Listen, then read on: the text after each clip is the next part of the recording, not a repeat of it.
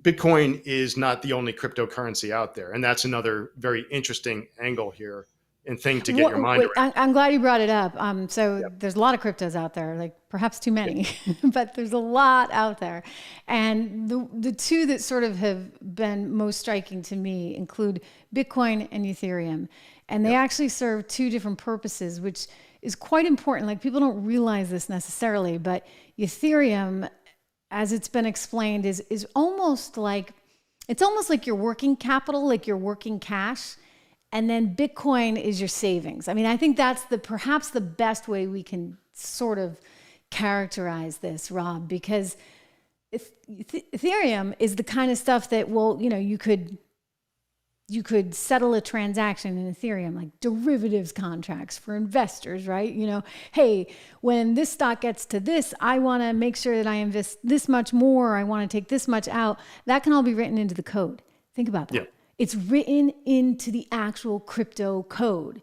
So you're just bypassing like layers and layers and layers of traditional technology, lawyers, contracts, etc., and you're just making it happen. And so that's a great way of thinking about Ethereum.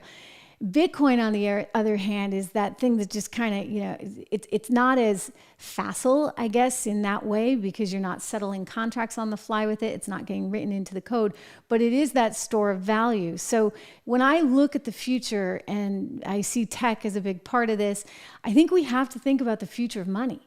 Like look, when I was a kid, everybody paid cash. I remember my dad, like every time we'd go on a trip, right? He'd go to the bank and he'd get out those American Express traveler's checks. Remember those? Like, Yep. I had them myself. I remember studying in Austria and I would go into my bank and I'd present a traveler's check and they'd check my passport and I'd get my cash. And nowadays you don't need any of that. You have your credit card. But even then, you got to deal with the headache of, do you want to pay in euros? In my case, I was just in Europe. Or do you want to pay in dollars? Well, I'm going to pay in dollars because I get a better exchange rate from my bank that's not going to charge me surcharges, et cetera. I'm not going to get as good an exchange rate from the hotel. But the fact that this is all happening wouldn't need to happen if I was actually paying in a cryptocurrency. Yeah. Or maybe ultimately the credit card companies, which they're exploring, the Visa and MasterCards of Adapt the it. world are heavily investing in, how do they incorporate crypto into their network. Um, so yeah, Sure. I would say in terms of the way, maybe a good like kind of 10,000 foot view of the crypto universe, you do have Bitcoin as kind of like the 800-pound gorilla within cryptocurrencies. I think it's in the order of like 55% share of the total value of all cryptocurrencies.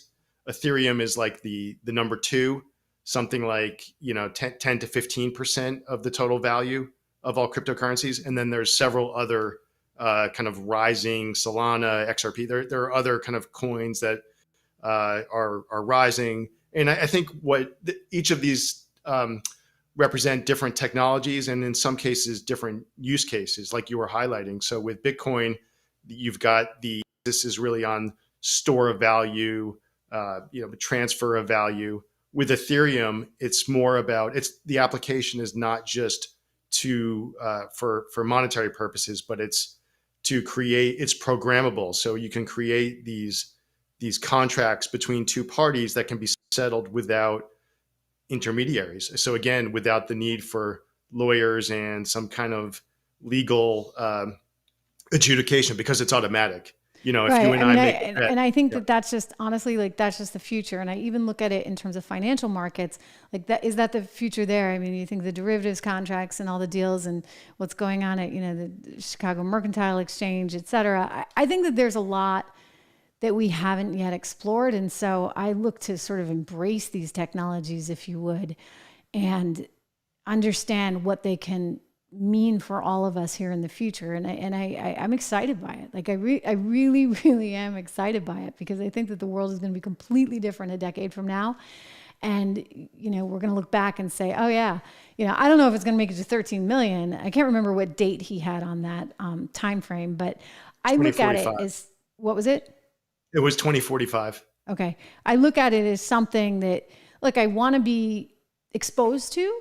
And I'm not giving, we actually haven't included this in our American resilience portfolio, which incidentally is doing well. We had a stock that was way up that we recently bought. I'm just giving everybody the 76 Research pitch. Go to 76research.com.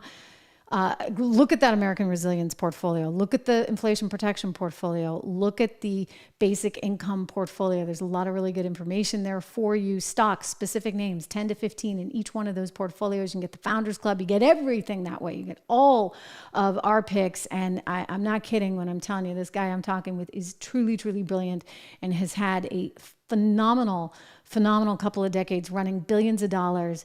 And he's thinking about this like how he would invest. So there's no conflicts here. There's no bias. There's just how do you make money, in the long term. I don't want to say you're going to make money overnight, although some of these stocks have done really well.